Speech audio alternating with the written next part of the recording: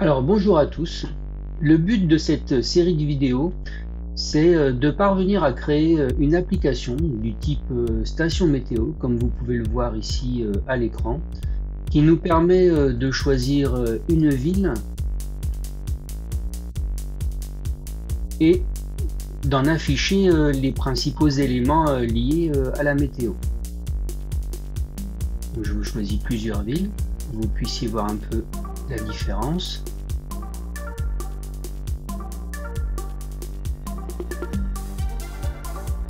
Voilà, là on a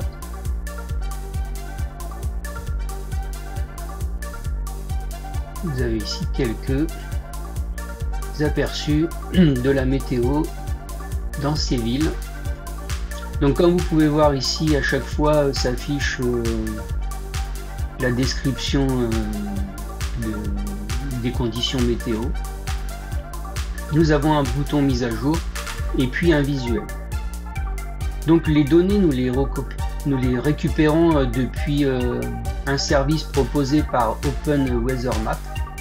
Donc je vais vous en montrer un peu le fonctionnement. Donc l'idéal, c'est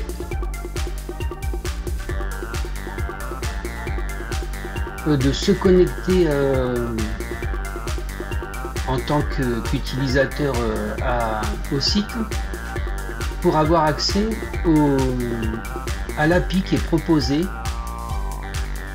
ici par le site OpenWeatherMap. Donc on a tout simplement ici les données du temps courant, et puis on a ici une API qui nous est proposée et dont on a accès à la doc pour pouvoir l'utiliser correctement et puis comprendre surtout les données qui vont nous être envoyées. Alors on va bien sûr nous s'attarder sur les données de type JSON, c'est le format que nous allons utiliser dans cette application. Et là nous avons les paramètres de ce que nous allons récupérer. Donc vous voyez, quand on va questionner le service, eh bien nous allons récupérer ces données. Alors on a ici toute la description. Vous voyez ici les coordonnées du lieu que l'on a choisi, le temps, donc la description plus l'icône. L'icône, c'est celui qui est ici. Et puis ensuite des informations sur la pression, la température, l'humidité, sur la visibilité. Donc c'est une distance, une distance de visibilité. Ici par exemple, généralement s'il n'y a pas de brouillard, on voit à 10 km. Les informations sur le vent, et puis d'autres types de données qui pourront être utiles, comme par exemple ici on a un code ici qui nous est renvoyé, qui nous permet de savoir si on a bien récupéré les données météo liées à la ville. Alors comment on récupère ces données? Eh bien c'est simple, on va faire des requêtes. Donc on va regarder un peu quel type de requête on nous propose cette API. Alors une API, c'est une application qui permet de connecter une interface logicielle qu'on va créer à un service qui est proposé. Donc ici, c'est une base de données qui est mise à jour régulièrement sur les conditions météo d'une ville. Donc, nous, vous voyez, on va utiliser par exemple cette requête. Donc, qui demande quoi? Qui demande le nom de la ville dont on veut avoir les informations météorologiques, et une clé d'activation, une API, alors qu'on va pouvoir récupérer bien sûr en se connectant et puis ensuite en allant chercher la clé. Donc là, pour l'instant, je vais vous donner cette clé qui sera active pour la démonstration, mais ensuite elle sera déconnectée, donc il faudra vous créer un compte pour que vous puissiez activer votre clé. Donc une fois qu'on a cette clé, eh bien on peut interroger tout simplement. Donc je vais vous montrer ici.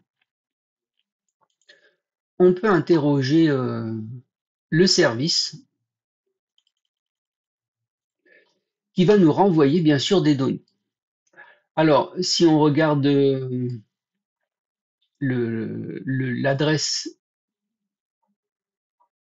que l'on renseigne ici, alors on a plusieurs données qui vont être transmises. Alors, je vais vous montrer ça plutôt depuis mon collab pour que vous puissiez bien comprendre.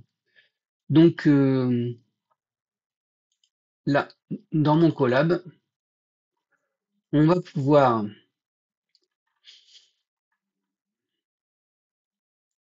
comme vous le voyez ici, on a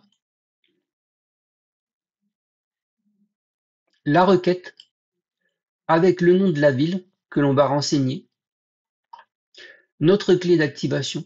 On va préciser, vous voyez, si la ville est située en France. Ensuite, on a ici le langage dont on veut récupérer les données. On va voir si on ne renseigne pas euh, cette propriété. On va voir que nous n'aurons pas ici les informations en français. Et puis ici, la métrique utilisée. Hein, nous voulons des mètres, des kilomètres heure, des degrés Celsius. Donc nous, on va utiliser métrique. Alors on a plusieurs possibilités. Si on repart sur l'API, eh bien nous allons voir que on a plusieurs possibilités de métriques.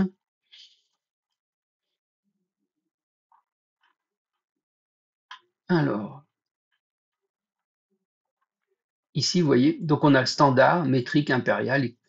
Et donc nous allons choisir métrique puisque ce sont les unités que nous utilisons de façon courante.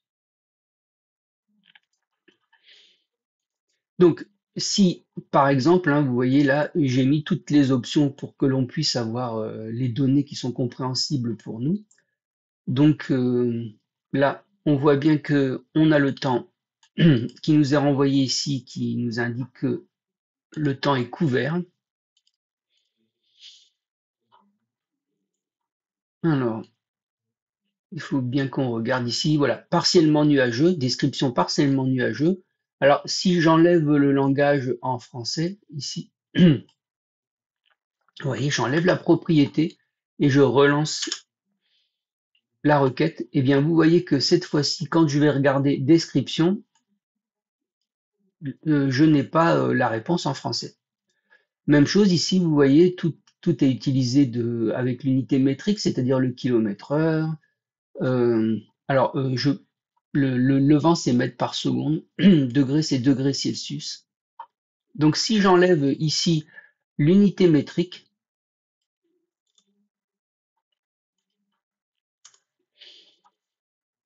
comme vous pouvez voir, là, je n'ai plus de degrés Celsius. Alors, je dois avoir des Fahrenheit. Et puis, la vitesse du vent, bien, je ne l'ai plus en mètres secondes.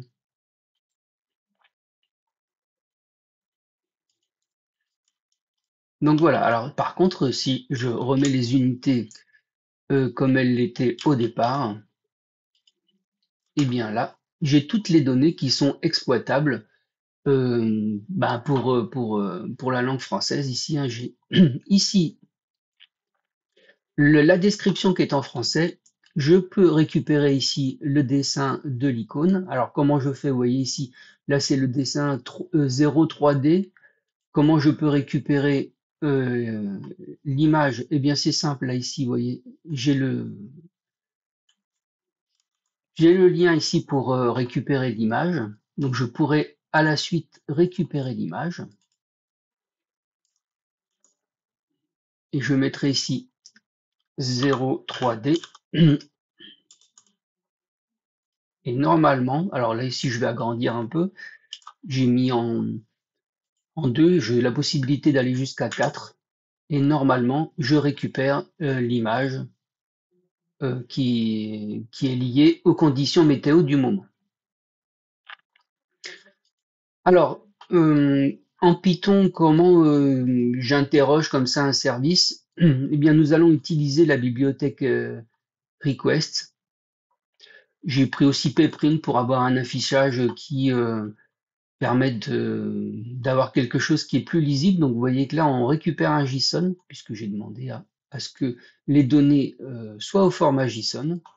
Et donc tout simplement, eh bien, comme vous pouvez le voir, hein, j'interroge avec un request.get et je mets la requête en paramètre. Alors moi ici, vous voyez, j'ai mis en place une f-string pour pouvoir mettre la ville et la clé d'activation. Je pourrais encore l'améliorer en utilisant ici, en pouvant aussi modifier métrique et faire. Donc ici, ça me permet par exemple de changer la ville, hein. Donc je peux prendre Valenciennes, j'interroge et j'ai la réponse qui m'est renvoyée. Et donc bah, je vais l'utiliser.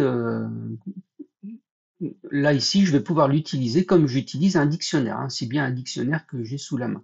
C'est-à-dire que par exemple, si je veux récupérer la description du temps, vous voyez, donc là il faut faire très attention. Vous voyez là j'ai une première clé qui est weather, qui va me donner accès à une liste.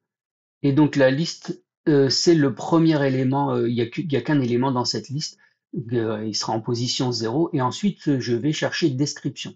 Vous voyez. Donc ça veut dire que si je voulais récupérer ici juste la donnée de la description, donc je dois d'abord aller chercher la description. Donc j'utilise la clé description. Donc faites attention à l'orthographe, non, c'est weather, pardon. Ensuite description.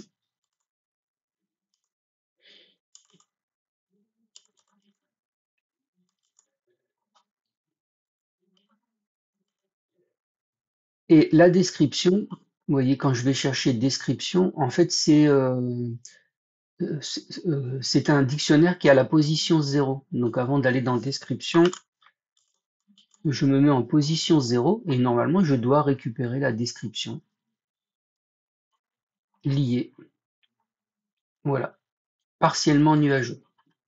Je peux couper ici pour vous montrer que c'est bien cette 11e ligne qui a été récupérée. Et donc, eh bien, ensuite, ben, je vais récupérer les données et puis je mettrai en forme à ma convenance dans le site que je vais créer. Donc, voilà le service que l'on va utiliser pour cette donnée. Donc, dans un premier temps, je vous conseille de vous familiariser avec